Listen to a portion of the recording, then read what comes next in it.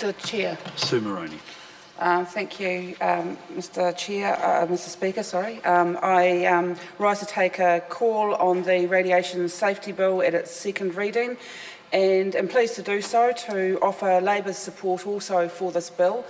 I didn't have the benefit of being on the Select Committee and hearing all of the submissions that previous speakers have referred to. It sounds like it was a very thorough process, albeit technical at times, and has really challenged both the officials and the members hearing the submissions on the bill to ensure that they have got this right. And it's interesting to note that this bill has support right across the House, and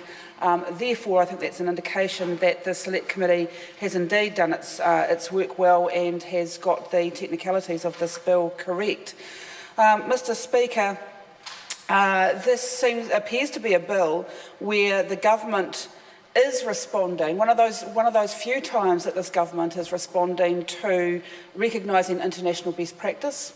and one of the few times that the government is actually looking at the research and evidence and making good sound policy and legislation based on research and evidence. And I want to encourage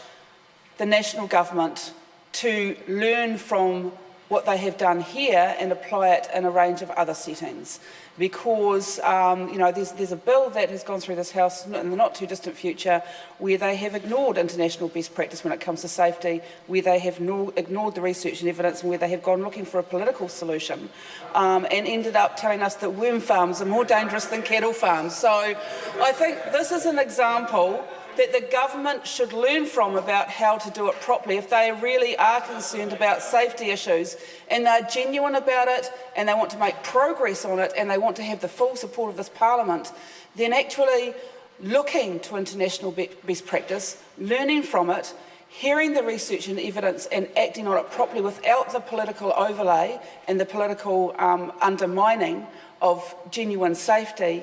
that's the way that this government needs to continue to proceed, and this bill is an example of how it can be done well. So the Radiation Safety Bill will repeal and replace the Radiation Protection Act 1965, and having been born just a year prior to that bill, I can actually track the technological advances that have been in the course of my lifetime, and I think that probably therefore tells us that it is well and truly time to revisit the way in which we deal with radiation safety, because of the changes that have occurred over the course of that period of time, some 50 years since this bill was originally put in place. I hear the calls from members who were on the Select Committee to ensure that the public do understand that this is really covering one aspect of radiation, not the entire spectrum, that it covers ionising radiation and doesn't attempt to cover non-ionising. I know that there is a range of views from members on the Select Committee about whether it ought to have attempted to have done that or not. The consensus appears to be that they are different, and that they are so different that they are better dealt with in separate regimes, and I accept that from those who heard all the evidence. However, it appears to be, I think, unanimous, although I haven't had the National Party speak on this issue, that there is a need and an urgent need for the non-ionising radiation standards to be updated, because they also, thank you Mr Speaker, they also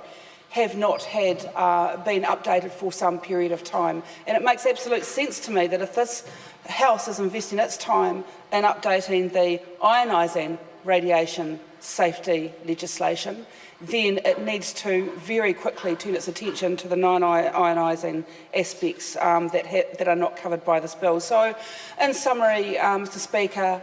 Labour supports this bill. We congratulate the government for recognising international best practice, for addressing the research and evidence in front of them, and we encourage them to do that in all fields with regard to safety.